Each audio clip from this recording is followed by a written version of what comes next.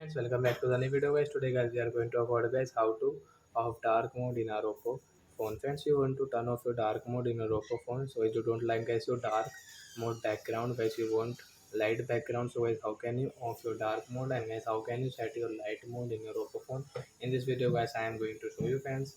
So before starting video friends, I want to tell you guys, if you need my channel, so friends, first of all go and subscribe my channel, click the bell icon and like my video friends.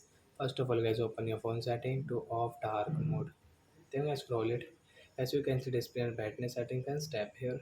So you can see dark mode and light mode. So if you want to turn off your dark mode, so you can off from here. Let's click on guys light mode option, guys tap here. And guys, after 2 seconds guys your dark mode will off, and guys you can see your white mode. So like that guys you can turn off your dark mode, and guys you can on your light mode in your Oppo phone. So that's it guys. Thanks for watching the video guys. Now we will meet on next video guys with new topic. Before going guys, please go and subscribe my channel, click the bell icon, like my video.